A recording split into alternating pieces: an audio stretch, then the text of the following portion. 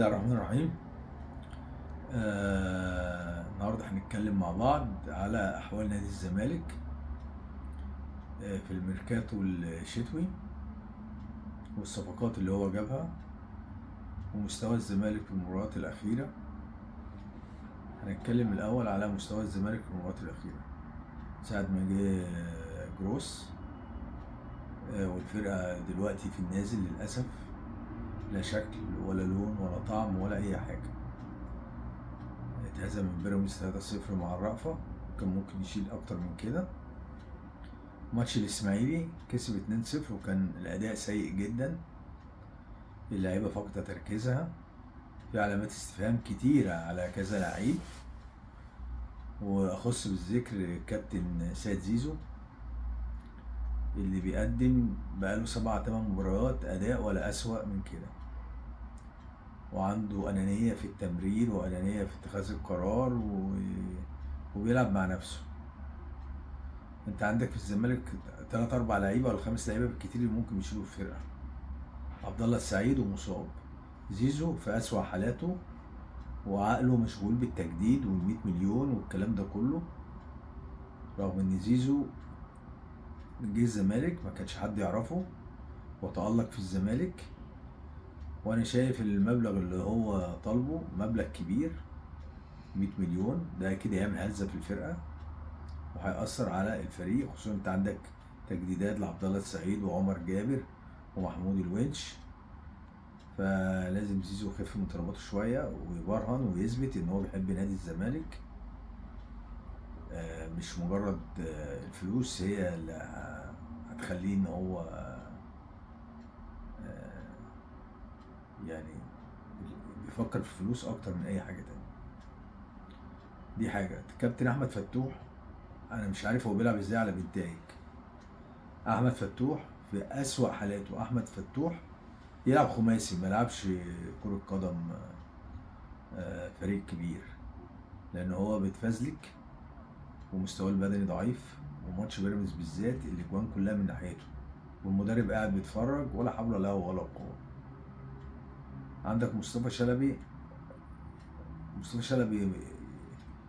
5 دقايق فوق و85 دقيقه تحت،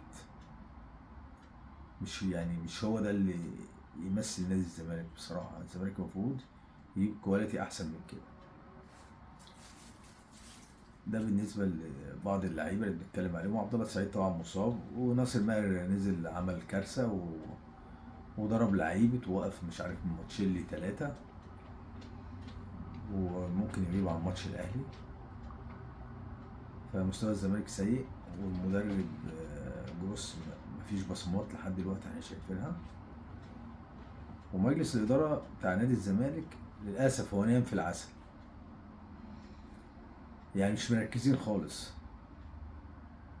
يعني في ماتش الاخير ده قدام الاسماعيلي جابوا لهم طارق مجدي ده كان حكم ماتش الزمالك وطلائع الجيش، والاصابه اللي اتصابها محمد حمدي وكانت ضربه جزاء ما اتحسبتش، جون فاول لطلائع الجيش. فكان بيحكم ماتش طلائع الجيش ده مثلا من يعني تاني ماتش حكمه الزمالك، يعني الزمالك لعب 4 ماتشات حكم لهم ماتشين. معرفش مين اللي بيعاني الحكام، ومين المسؤول عن الحكام تدير المباريات، وليه مجلس اداره الزمالك ساكت بس كل شويه يطلع بيان والحكام ومش الحكام. طب ما انت بتطلع من هنا وهم بيجيبوا اللي هم عايزينه، وحكام عليه علامات استفهام للاسف.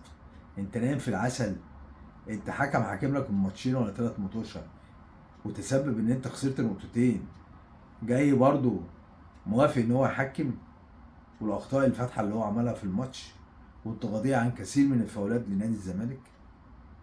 انا مش عارف مجلس الاداره وراه ايه بصراحه.